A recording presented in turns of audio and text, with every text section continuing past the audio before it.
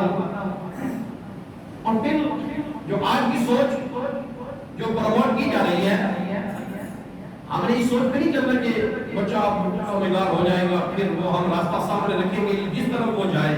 نہ، یہ اسلام کا طریقہ نہیں ہے، یہ قرآن کا بتایا ہوا طریقہ نہیں ہے، یہ ہمارے پیارے نبی صلی اللہ علیہ وآلہ وسلم کا بیان کیا ہوا طریقہ نہیں ہے، یہ ہمارے فقہاء کرام بزرگان دین جو گزر چکے ہیں ان کا یہ طریقہ نہیں تھا. ان کا طریقہ کیا تھا؟ ان کے ماں باپ کا کیا طریقہ تھا؟ امام حجر اسقلانی رحمۃ اللہ تعالی علیہ وہ بڑے امام گزرے ہیں. آپ کا مزار مصر کے شہر قاہرہ میں ہے. آپ 12 سال کی عمر میں حیران رہ جائیں گے سن کے آج کے ماں باپ کہاں کھڑے ہیں، تربیت کس طرح ہو رہی ہے آج کی.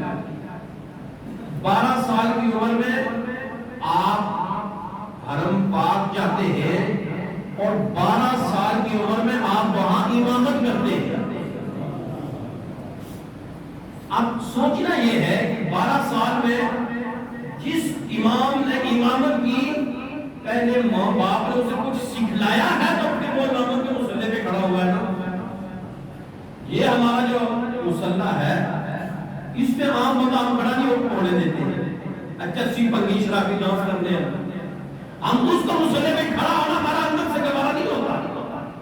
ہم اس کے پیچھے نماز پڑھے تو مقام حرم آیا ہے بیت اللہ شریف وہاں پر جا کر امامت کرنا اور پھر اللہ پاک نے آپ کو اتنا نوازا کہ آپ نے بخاری شریف کی شرح لکھی فتح البخاری. تو رزلٹ نتیجہ وہ ماں باپ کی تربیت تھی جو بچپن سے ہی آنکھ کھولی تو شروع کر دی. یہ نہیں کہ ابھی ہوش سنبھالے گا چلے پھرے گا پھر دیکھیں گے کس طرف رجحان ہوتا ہے ہم اس طرف کی تربیت کریں گے. نہ کہا جاتا ہے کہ جب ماں کے پیٹ میں بچہ بچی آ جائے تو اسی وقت سے ماں کی یہ ذمہ داری بنتی ہے وہ ایسی گفتگو نہ کرے جو منفی ہو، ایسے الفاظ استعمال نہ کرے جو منفی الفاظ ہو، ایسی غذا نہ کھائے جو حرام غذا ہو، کیونکہ جو وہ بولے گی اس کا اثر پیٹ میں موجود بچے یا بچی پر ہونا شروع ہو جائے گا. اور تاریخ کی کتابوں میں لکھا ہے ایک بزرگوں کے حوالے سے کہ آپ اپنے ماں کے پیٹ میں 15 سپاروں کے حافظ بن گئے. تو جب ماں اس کو لے کر مکتب میں گئی پڑھنے کے قابل ہوا بیٹا بچہ تو کہا استاد نے جی پڑھے جی الف لام میم سے. کہا یہ تو مجھے آتا ہے. دوسرے پر 14 یا 15 سپاروں سے کہا مجھے زبانی آتے ہیں. بیٹا تو چھوٹا سا ہے تیری اتنی عمر نہیں ہے. کہا میں ماں کے شکر میں تھا، ماں کے پیٹ میں تھا تو میری ماں 15 پاروں کی حافظ تھی. وہ جب قرآن کی تلاوت کرتی میں پیٹ میں سنتا جاتا. ماں کے الفاظ اور قرآن کی تلاوت ہوتے ماں کے پیٹ میں سن کر میں نے ان کو حفظ کر لیا ہے. یہ تربیت آج کی ماں معذرت کے ساتھ اللہ ماشاءاللہ اچھی بھی ہے، اس کو اپنے لپسٹک سے وہ اپنے میک اپ سے فرصت نہیں ملتی ہے، وہ اپنے جوتے اور کپڑوں کا رنگ میچ کرنے لگی ہوئی ہے، اپنے کلپ جو ہے کپڑوں کے ساتھ ملا رہی ہے. باپ جو ہے نا کہتے ہیں کہ ماں کے قدموں کے نیچے جنت ہے تو باپ کے قدموں کے نیچے کیا ہے؟ کٹی پرائی جھوٹی ہے. ساری زندگی اس اولاد کے خاطر وہ 30 35 سال سعودی عربیہ اور وہ بیرون ملک جو رہتے ہیں وہ شوق سے رہتے ہیں اس اولاد کی تربیت کے لیے. پیچھے ماں جو ہے وہ اپنے من سے بھول جاتی ہے کہ میں نے کیا کردار ادا کرنا. 7 بجے ناشتہ تو کروا سکتی ہے لیکن 6 بجے اٹھا کے مسجد میں بھیجنے کے لیے تیار نہیں ہے. اور پھر جو چھوٹا بچہ ہے جو ابھی تھوڑا چل رہا ہے اس کو کسی طرح مسجد میں بھیج دیں گے. جو 20 سال کا جوان ہے جس کا نماز فرض ہو چکا ہے اس کو نہیں اٹھانا دوبارہ کرے گا اور اٹھو نماز پڑھ باپ بھی ناشتہ کرتا. یہ ماں باپ کو ذمہ داری دینی پڑے گی. معاشرہ کا بھی سدھار میں آ سکتا ہے جب ماں باپ اپنی ذمہ داری پوری کریں، امام صاحب اپنی ذمہ داری پوری کریں، اسکول ٹیچر اپنی ذمہ داری پوری کریں. آپ معاشرے کے اندر بیکار نہیں ہوگا. نوجوان دوائی کی طرف نہیں جائیں گے بلکہ اسی راستے کی طرف آئیں گے. آقا علیہ السلام کا فرمان سنیے. امام الانبیاء نے فرمایا جب کسی کے ہاں اولاد ہو تو وہ کیا کرے؟ سب سے پہلے اس کا اچھا نام تجویز کرے. نمبر 1 تین چیزیں کرے. نمبر 1 اچھا نام تجویز کرے، اچھا نام رکھے. دوسرا اس کی اچھی تربیت کرے. اس تربیت کے اندر قرآن پڑھنا بھی آ جاتا ہے، نماز پڑھنا بھی آ جاتا ہے، اچھا اخلاق اچھا کردار بھی آ جاتا ہے. یہ کس کی ذمہ داری ہے؟ ماں باپ. میں اپنی طرف سے نہیں، حضور علیہ السلام نے فرمایا. نمبر 3 فرمایا جب جوان ہو جائے ان کی شادیاں کر دو. اچھا نام رکھا ہوگا، اچھی تربیت کی ہوگی، تو فرمایا جب جوان ہو جائے تو کیا کرو؟ ان کی شادیاں کر دو. اور پھر فرمایا دوسری حدیث پاک کا مفہوم، تم اپنی اولاد کی شادیاں کس طرح کرو؟ فرمایا جب تمہارے ہاں کوئی رشتہ آئے تو تم دیکھو کہ جس بندے کا یا بچی کا رشتہ آیا وہ دین میں اور اخلاق میں بہت اعلیٰ ہے. اتنے والدین سوچتے ہیں آج اس چیز میں، فقط یہاں سے سوچ شروع ہو جاتی ہے جب کوئی رشتہ آتا ہے کہ مکان پکا ہے، بیٹا کرتا کیا ہے؟ ہاں ذمہ داری ہے، پوچھنا چاہیے کرتا کیا ہے؟ اچھا اخلاق ہے نا، اچھا کردار ہے نا.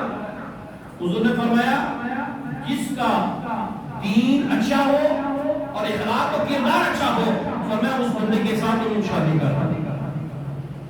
اور پھر ساتھ اگلا حصہ حدیث پاک کا مفہوم کہ اگر تم اس طرح نہیں کرو گے کہ دین کو دیکھ کر، کردار و اخلاق کو دیکھ کر اپنی اولادوں کی شادی نہیں نہ کرو گے، فرمایا جب ان کا ملاپ ہوگا، ان کے ہاں اولاد ہوگی، پھر معاشرے کے اندر بگاڑ پیدا ہوگا. کہ تم جب تم یہ دیکھ کر شادی کرو گے نا کہ وہ امیر کتنا ہے، پیسے کتنے ہیں، اس کا کاروبار کیسا ہے، پیسہ ہے اس کے پاس، دین کو ترجیح نہیں دی، اخلاق کو ترجیح نہیں دی، فرمایا ان کے ہاں جب اولاد پیدا ہوگی نا تو پھر معاشرے کے اندر بگاڑ پیدا ہوگا. اور ہمارے معاشرے کے اندر بگاڑ ہے، یہ بگاڑ اسی وجہ سے کہ ہم اللہ ماشاءاللہ جو اولاد کی شادی کرتے ہیں اس چیز کو سامنے رکھتے نہیں کہ وہ دین کتنا بڑا ہوا ہے، دین قرآن کی آتا نہیں، وہ نماز کی پابندی کرتا ہے نہیں، وہ بولتا ہے تو کیسے بولتا ہے، کردار اخلاق کیسا ہے. گھر میں سب جان چھڑا رہے ہیں، اس نے کہ اس کے بات نہیں کرنی یا کیسے گالیاں دے گا. تو کسی کی بیٹی بیاہ کر لے آئے کہ کہیں گے شادی کے بعد ٹھیک ہو جائے گا، اور کسی کی بچی ہے منڈی میں لگی تو بحث تھوڑی ہے، کیسے لے آئیں گے تو لے آئیں گے تو بچہ ٹھیک ہو جائے گا. نا پہلے اپنا کردار اور اخلاق درست کرنا ہے، اس کو کان پکڑ کر اس کو درست کرنا ہے، بیٹے راستے سیدھے میں لے کے آئیں گے، اس کی شادی کروائیں. کہ جب اولاد پیدا ہوگی نا پھر معاشرے میں بگاڑ نہیں پیدا ہوگا. دوسری حدیث میں حضور نے فرمایا کہ جب تمہارے ہاں اولاد ہو تو اس کو سب سے پہلے حضور علیہ السلام کی محبت سکھاؤ. کیا سکھاؤ؟ حضور علیہ السلام کی محبت سکھاؤ. نمبر 2 فرمایا اہل بیت کے اتحاد کی محبت سکھاؤ. نمبر 3 فرمایا اپنے اولاد کو قرآن سکھاؤ. موضوع بھی جاری تھا، آگے تھا 15 منٹ کا. اللہ پاک ہم سب کو عمل کی توفیق عطا فرمائے.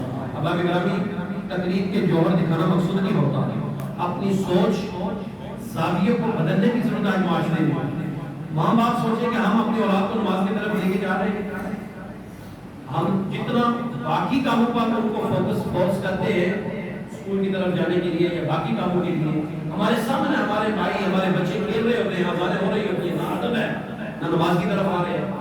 تو پھر یہی بچے جب گھر میں جائیں گے پھر اسکول کہاں سے آئے گا؟ 16-18 سال کا جوان کرکٹ کھیل رہا ہے، ادھر اذان ہو رہی ہے، ادب نہیں ہے، اذان کا جواب نہیں ہے. کہا کہ جب اذان ہو تو وہ جو سنو اس کا اذان کا جواب دو. اگر اذان کا جواب نہیں دیا جاتا، گفتگو جاری رہتی ہے، اللہ اللہ جاری رہتا ہے، تو فرمایا گیا کہ خطرہ ہے کہ اس بندے کا جو خاتمہ ہے وہ ایمان پر نہیں ہو. اپنی سوچ کے اس طرف لے کے آئے. صرف مولوی کا کام نہیں، اسکول ٹیچرز کا کام نہیں، بلکہ والدین کا بھی کام ہے، مولوی صاحب کا بھی کام ہے، اسکول ٹیچر سب جب اپنی ذمہ داری پوری کریں گے نا، پھر یہ جوان جب 22 سال کا ہو جائے گا پھر ماں باپ کی ٹانگیں نہیں کانپیں گی، ٹانگیں نہیں کانپیں گی. نہیں ابھی ہم نے کوئی بات کی تو آگے سے رد کر دے گا، ڈر لگتا ہے نا، ابھی سے تربیت شروع کریں گے. ابھی یہ وہ رائی کا موسم ہے نا، تو ابھی تک بیج نہیں ڈالا زمین میں. کیوں؟ وہ بارش سے ابھی زمین سیراب ٹھیک سے نہیں ہو سکتی. رات کو جو بارش ہوئی بات وہی جو ہو گئی ہو. تو یہی اولاد کی تربیت ہے. کیا زمین اس قابل ہو اولاد کی چھوٹے چھوٹے بچے کو لے کے آئے قرآن کی طرف، نماز کی طرف. یہ نہیں قرآن ختم ہوا سے ختم ہو گیا. اللہ پاک ہم سب کو عمل کی توفیق عطا فرمائے. خود بھی مساجد کی طرف آئے، اولاد کو بھی لے کے آئے. ہوتا کیا ہے کہ مولوی صاحب تقریر کر رہے ہوتے ہیں تو مولوی صاحب کی تقریر کم سنتے ہیں، گھڑی کی طرف زیادہ دیکھتے ہیں کہ 1 منٹ ہوئے گی 2 منٹ ہوئے گی. ایک ہفتے تو بعد اچھے ہیں وہ ایک سیکنڈ گینیاں دینے ہیں مسجد میں، لیکن ایک طرف چلیے کم کرو